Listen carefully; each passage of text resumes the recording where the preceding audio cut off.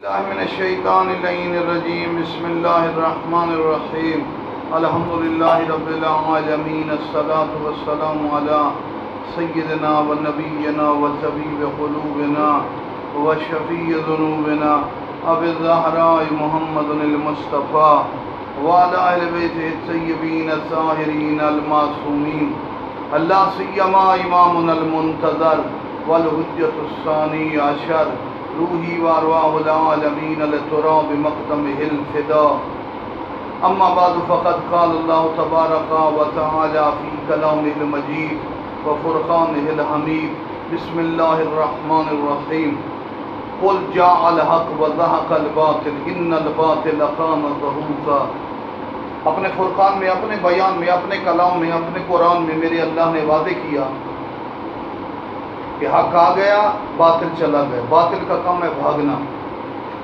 باطل جتنی طاقتوں، مادی پاورز اور اپنے وسائل اور حالات کے ساتھ بھی ہو، حق کو ختم نہیں کر سکتا۔ حق کی سب سے بڑی علامت مولا علی علیہ السلام۔ آج ہم مولا کے بارے میں جو تقریب کاری یا بنی امیہ نے جو جھوٹ بولا اس کی وضاحت کرنا چاہتے ہیں کہ جتنا علی کی حقانیت کو چھپاتے رہے، تاریخ میں علی کا نام اتنا بڑھتا رہا۔ بعض جگہ پر جو دھوکے یا فریب ہیں اس کے حوالے سے بھی عرض کریں گے۔ امیر علیہ السلام غدیر کے بعد حکم خدا ہے، جو علی کو مانے گا وہی حق کے ساتھ ہے، ورنہ باطل ہے، برباد ہے، تباہ ہے۔ غدیر میں واضح اعلان، قرآن میں اللہ کا حکم ہے علی، جو علی کے مقابلے میں آئے عین باطل۔ حتیٰ مولا علی علیہ السلام کے دور میں ایک بیج بویا جعلی حدیثوں کی فیکٹری کا بنی امیہ نے۔ اس دور میں بھی 3 جنگیں ہوئیں۔ جو بھی علی کے امام مقابلے میں آیا بنص مصطفیٰ، اگر نبی کا کلمہ پڑھتے ہو، نبوت کا تھوڑا سا بھی احساس ہے، نبی کے قول کا تھوڑا سا بھی حیا ہے، تو علی کے حق کہنے میں ہچکچاہٹ نہیں ہونی چاہیے۔ اگر اس جگہ پر رکتا ہے کوئی یا علی کے علاوہ کسی اور کو حق کہتا ہے، وہ علی کی نہیں نبی کی بلکہ ذات جلی کی نفی کر رہا ہے۔ پتہ نہیں اس کا اسلام کیسے بچے گا۔ لہذا وہ علی ہی حق ہے۔ صحیح بخاری، مسلم، ترمذی، مسند ابن ماجہ، حنبل، ابن ماجہ، تو شیعوں کی تمام کتب میں کہ نبی نے واضح طور پر کہا کہ غلطی خطا پہ ہوگا جو علی کے خلاف ہوتا۔ اس کے علاوہ اور کیا فریب دیا گیا؟ مولا امیر علیہ السلام کی ظاہری خلافت کے دور میں غور اور حرات کے علاقے کا گورنر تھا شنسب۔ مولا نے اس سے کہا کہ تم اسلامی سلطنت میں پچھلے کچھ عرصے سے ہے لیکن تم مسلمان نہیں ہوا۔ کہ یا علیہ پہلے ہیں جو مجھے اسلام کی بات کر رہے ہیں، یہاں سے تو خراج میں بھیج دیتا تھا غور سے، ہر رات سے مجھے کسی نے اسلام کی بات نہیں کی۔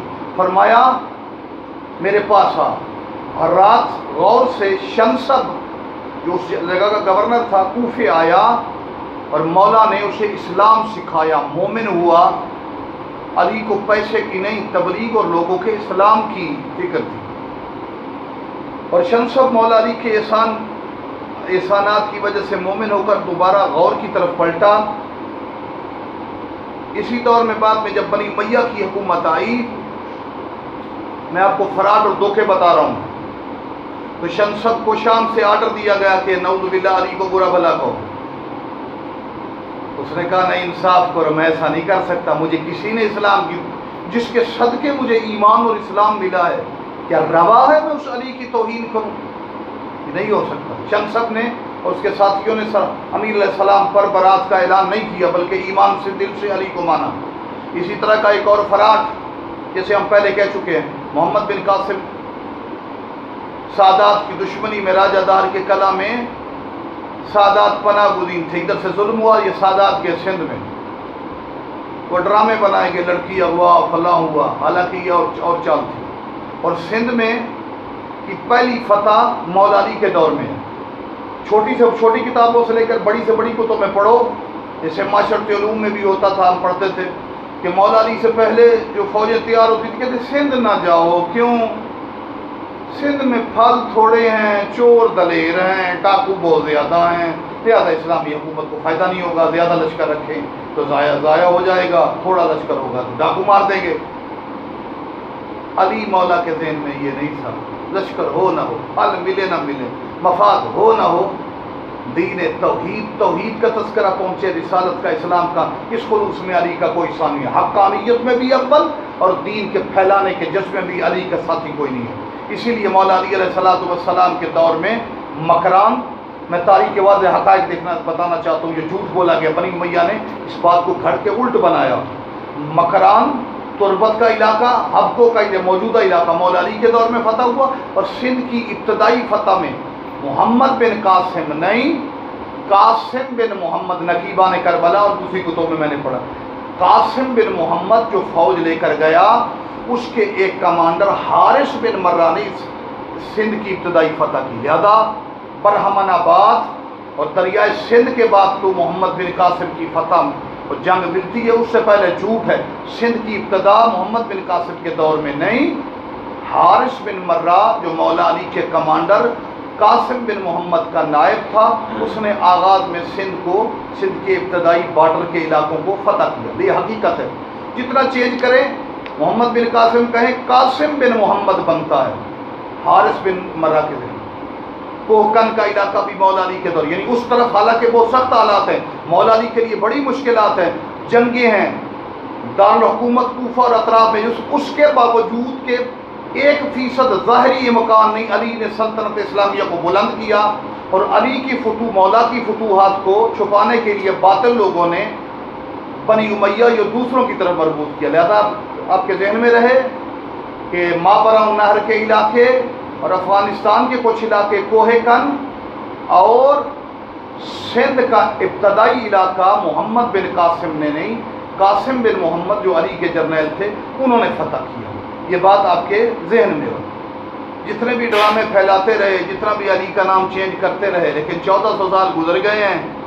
یاد رکھو، آج بھی اگر علی کے ساتھ کوئی خیانت کرے گا، خطا کو منسوخ کرے گا، آج تو بڑے خائن اور کمینے لوگ قرآن کی آیات کو روکتے ہوئے خطا کی نسبت اس اہل بیت کی طرف، علی مولا فاطمہ کی طرف۔ تو میرے عزیزوں، مسلمانوں، مر جانا ہے۔ عظمت، درود بھی ان کا، صلوات بھی ان کی، شفاعت بھی ان کی، ان کو حق مانو گے تو نجات ہے، ان سے 1 انچ ہٹ جانا، فاطمہ کہتے ہیں اپنے ماننے والوں کو آگ سے بچانے والے، 1 انچ بھی ہٹ جانا تباہی ہے۔ آخر میں ہم امام زمانہ سے استغاثہ کرتے ہیں کہ اپنے آباء و اجداد بزرگان کا صدقہ ہماری مشکلات، ہمارے حالات مولا ہم توسل کرتے ہیں، مدد فرمائیں۔ یا اللہ، یا محمد، یا علی، یا فاطمہ، یا مہدی ادرکنی ولا تہلکنی، نزیلک حیث متجت رکابی وضیفک حیث کنت من البلاد، یا سعدی یا ابا سعد ارشدونا الی الطریق رحمکم اللہ، آتنا مدینة الارضحال وجم کرام بحق علی ابن ابی طالب بحق آل طہ علیہ الصلاة والسلام، اللہم کل ولیک الحجت ابن الحسن صلوات علیہ وعلی آبائی فی هذه الساعة وفی کل ساعة ولیا وحافظا وقائدا وناصرا ودلیلا وعناب حتی تسکن ورزق طوعا وتمتع فیہا طویلا۔